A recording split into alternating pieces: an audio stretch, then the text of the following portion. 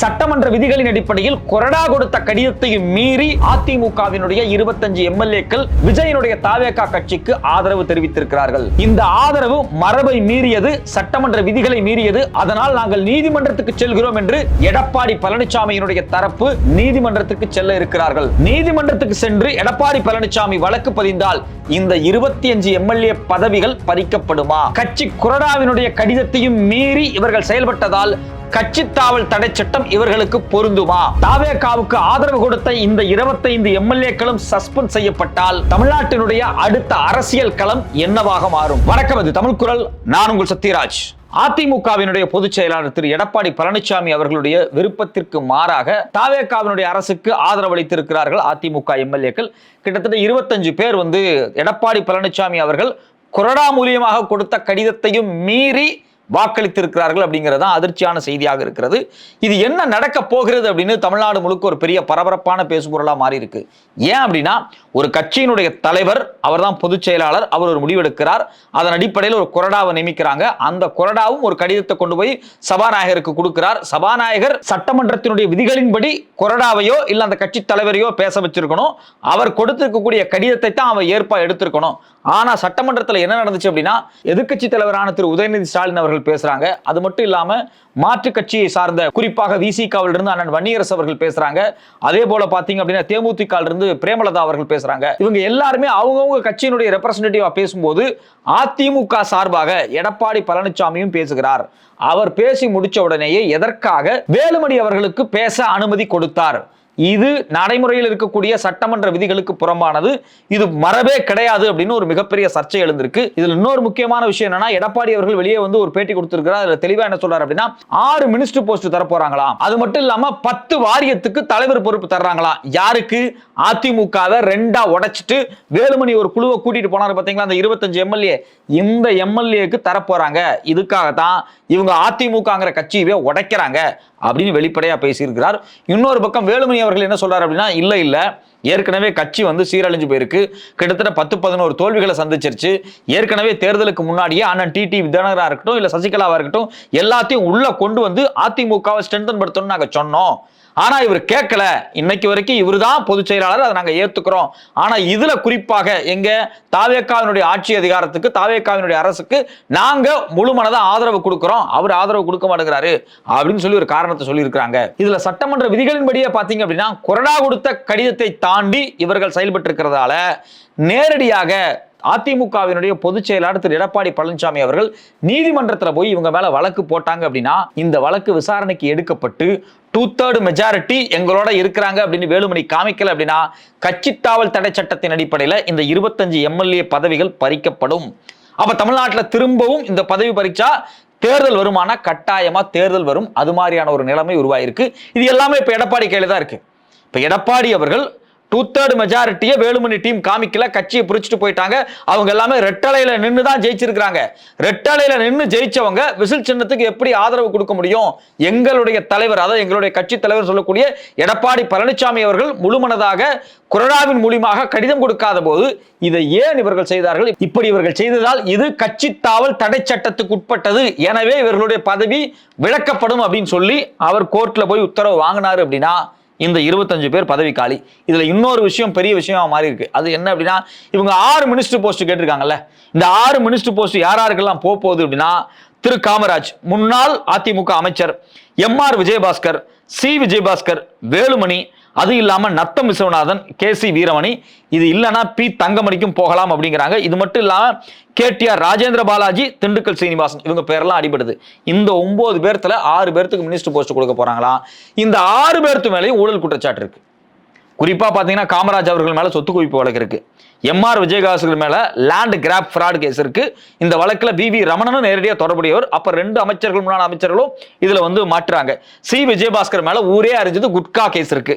இது இல்லாம வேலுமணி மேல தமிழ்நாடு விஜிலன்ஸ் அவர் சென்னை கார்பரேஷனுக்கும் கோயம்புத்தூர் கார்பரேஷனுக்கும் பொருளை கொள்முதல் பண்ணதும் சரி, கார்பரேஷனுக்கு பண்ண செலவுல மிகப்பெரிய ஃப்ராட் பண்ணியிருக்காரு, கமிஷன் அடிச்சிருக்காரு அப்படின்னு அவர் மேல என்கொயரி இருக்கு, ரிப்போர்ட் இருக்கு, அவர் மேல வழக்கு இருக்கு. இது இல்லாம நத்தம் விஸ்வநாதன் நிலக்கரி இறக்குமதி ஊழல் தமிழ்நாட்டினுடைய டான்சன் சொல்லக்கூடிய நம்மளுடைய மின் வாரியம் இருக்கு பாத்தீங்களா, இந்த மின் வாரியத்துக்கு இந்த நிலக்கரியை இறக்குமதி பண்றாங்கல்ல, இறக்குமதி பண்ணி தானே கரண்ட் தயாரிக்கணும். அதை இறக்குமதி பண்ணதுல இவர் மின்சாரத்துறை தலைவராக இருக்கும்போது, அமைச்சராக இருக்கும்போது மிகப்பெரிய ஊழல் பண்ணியிருக்காரு. இவர் மேல குற்றச்சாட்டு இருக்கு.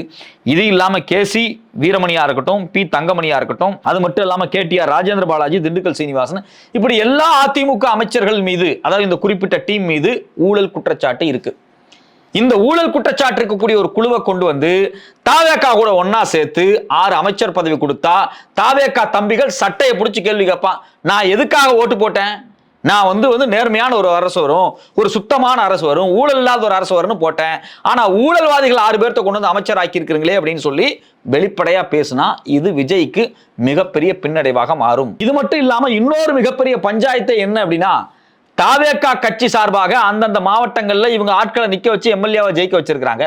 அங்கங்க இவங்களுக்கு கட்சிக்கு ஒரு செல்வாக்கு இருக்கு, ஒரு ஓட் பர்சன்டேஜ் வருது, கிட்டத்தட்ட 25-30% ஆவரேஜா வந்துகிட்டு இருக்கு.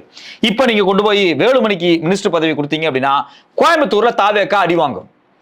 அப்ப இதே மாதிரி ஒவ்வொரு மினிஸ்டர்ஸ், கிட்டத்தட்ட 6 மினிஸ்டர்ஸ் 10 வாரியம், இங்க எல்லாம் அதிமுக கட்சி சார்பான ஆட்கள் தலையெடுக்க ஆரம்பிப்பாங்க.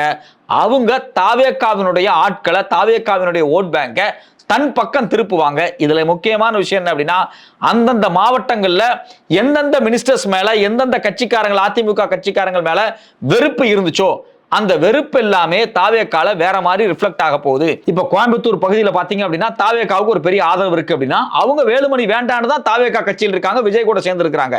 திருப்பி கோயம்புத்தூர் பகுதியில் இருக்கக்கூடிய ஒரு மினிஸ்டராக வேலுமணி வருவிடும் போது தாவேகால் இருக்கக்கூடிய அங்க பொறுப்பாளர்கள் என்ன நினைப்பான், இதுவும் ஒரு ஊழல் கட்சி தான்ப்பா, வழக்கம் போல ஊழல் மினிஸ்டர் கொண்டாந்து முன்னாள் ஊழல் மினிஸ்டர் இருக்காங்க, இவங்களை கொண்டு வந்து ஆட்சி அதிகாரத்தில் உட்கார்ந்து வச்சிருக்காங்க, இதுக்கு நான் அதிமுகலே போய் சேர்ந்துட்டு போயிருவேன், நான் ஏன் விஜய் பின்னாடி வர்றேன் அப்படின்னு சொல்லி அந்த கட்சியினுடைய கிரவுண்டுல மிக மோசமான அதிருப்தி ஏற்படும். அப்போ இதை ஒட்டுமொத்தமா பார்க்கும்போது தாவேகாவுக்கு மிகப்பெரிய பின்னடைவு இது. இன்னொரு பக்கம் பாத்தீங்க அப்படின்னா அதிமுக தன்னை உயிர்ப்பித்துக் கொள்வதற்காக சில வேலைகளை செய்யறாங்க. இப்ப எடப்பாடி பழனிசாமி முரண்பாடா இருக்கிறாரு, அவர் கூட 22 எம்எல்ஏக்கள் இருக்காங்க. இவர் போய் கேஸ் போட்டு அவங்க பதவியெல்லாம் போச்சு அப்படின்னா திரும்பவும் அந்த 25 பேர் தேர்தலில் நின்னாங்க அப்படின்னா இந்த 25 பேரும் அதிமுக சார்பா நிக்க முடியாது, அவங்க தாவேகாவினுடைய விசில் சின்னத்துல கட்சியில போய் இணைஞ்சு நிக்கத்தான் வேணும். அப்போ ஒட்டுமொத்தமாக அதிமுக அப்படிங்கிறது 2ஆ பிளந்துரும். அதனால கண்டிப்பாக எடப்பாடி பழனிசாமி இவங்க மேல வழக்கு போடுவாரா அப்படிங்கிற சந்தேகம் ஏற்படுது. இந்த சந்தேகம் வர்றதுக்கு முக்கியமான காரணம் என்னன்னா, வேலுமணியும் அதே போல பாத்தீங்க அப்படின்னா திரு சி.வி. சண்முகம் அவர்களும் கொடுத்த பேட்டியில முக்கியமான விஷயம் என்ன அப்படின்னா, அடுத்தபடியாக டிடிவி தினகரனையும் அதே போல சசிகலாவையும் அதிமுகக்குள் கொண்டு வருவதற்கு நாங்கள் முயற்சி செய்தோம், ஆனா எடப்பாடி அவர்கள் கேட்கல. சோ அப்போ வேலுமணி, சி.வி. சண்முகம் இந்த 25 எம்எல்ஏக்களுடைய நோக்கம் என்னவா இருக்கு அப்படின்னா, பழைய அதிமுகவை நம்ம கட்டி அமைக்கணும், நாம சின்னம்மான்னு சொல்லக்கூடிய அவங்க சசிகலாவை உள்ள கொண்டு வரணும், டிடிவி தினகரன் உள்ள கொண்டு வரணும், அப்ப அமமுக உள்ள வரப்போகுது.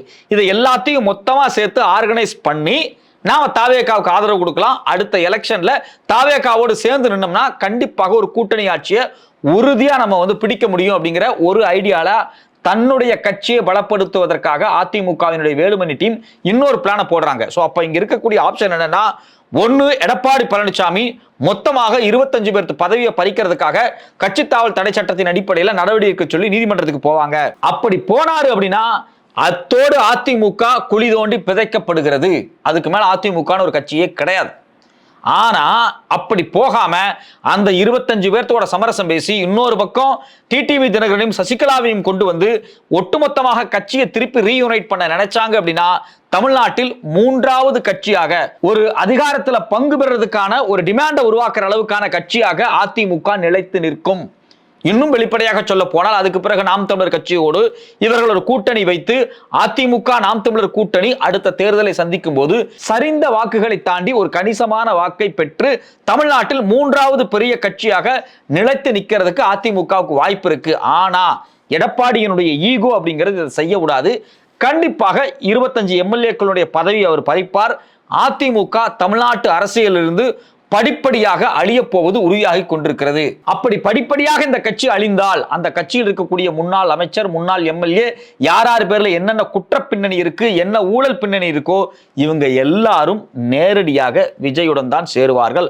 அப்ப விஜய் கட்சி என்பது அதிமுகவினுடைய மொத்த கரப்ஷனையும் தனக்குள் இணைத்துக் கொள்ளுகிறது. இதை பாஜக வேடிக்கை பார்க்காது. பாஜக என்ன பண்ணுவாங்க? நீ என்னுடைய என்டிஏ கூட்டணியவே உடைச்சு உங்க கூட்டணியோட சேர்த்துக்கிறீங்களா? உள்ள போன எல்லார் பேர்லயும் கரப்ஷன் கேஸ் தானே இருக்கு அப்படின்னு சொல்லி வேலுமணியில் ஆரம்பிச்சு தங்கமணி, ரங்கமணி எல்லாத்துடைய கேஸையும் எடுத்து ஈடிய வச்சு நேரடியாக விஜய்க்கு ஒரு செக் வைப்பார்கள். இது மட்டும் இல்லாமல் டெல்லியில் இன்னும் சிபிஐ வழக்கு பெண்டிங்ல தான் இருக்கு விஜய் மேல இருக்கிறது. இது மிகப்பெரிய நெருக்கடியை விஜய்க்கு உருவாக்கும். ஏற்கனவே தாவேகாவுக்கு இருக்கக்கூடிய மிக முக்கியமான நெருக்கடி என்னவென்றால், அவர்கள் வெற்றி பெற்ற உடனேயே காங்கிரஸை தன்னோடு இணைத்துக் கொண்டது. காங்கிரஸுக்கு என்ன மனப்பால் குடிக்கிறாங்க அப்படின்னா, விஜயை வச்சு நாம கேரளா, ஆந்திரா, தெலுங்கானா, கர்நாடகால ஒரு நிலையான ஓட் பேங்கை வச்சு காங்கிரஸ் ஆட்சி அமைச்சிடலாம், காங்கிரஸ் பலமாக தென்னிந்தியாவை பிடிச்சிடலாம், அதுக்கப்புறம் நார்த் இந்தியாவை ஃபோக்கஸ் பண்ணிக்கலாம் அப்படின்னு ஒரு கனவுல இருக்கிறாங்க காங்கிரஸ். இதை ஒரு நாளும் பாஜக விடாது. ஏன் அப்படின்னா, ஒட்டுமொத்த இந்திய கூட்டணி இருக்கக்கூடிய அதிமுக காரங்க மேல இவ்வளவு ஊழல் வழக்கு இருக்கு, விஜய் அவர்கள் மேல சிபிஐ வழக்கு இருக்கு. இதை எல்லாத்தையும் ஒன்னா எடுத்து வச்சு ஒரு மிகப்பெரிய நெருக்கடியை உருவாக்குவாங்க. அப்ப அதிமுகவை இரண்டாக உடைத்தது, என்டிஏ கூட்டணியை உடைத்தது கட்டாயமாக பாஜக சாதாரண போக்காக எடுத்துக்கொள்ள மாட்டார்கள். இது மட்டுமல்லாது, இந்த 25 எம்எல்ஏக்களை பதவி நீக்கம் செய்தால் கட்சித்தாவல் தடை சட்டத்தின் அடிப்படையில் அந்த 25 தொகுதியிலையும் திமுக போட்டியிடும். அத்தோடு சேர்த்து திருச்சி கிழக்கும் சேர்த்து 26 தொகுதிகளிலும் திமுக போட்டியிடும். அப்போ இந்த போட்டி மிக பெரிய பிரச்சனையாக மாறும். இன்னும் சில நாட்களில் 26 தொகுதிகளில் தேர்தல் வருவதற்காக தமிழ்நாட்டில் வாய்ப்பு இருக்கிறது.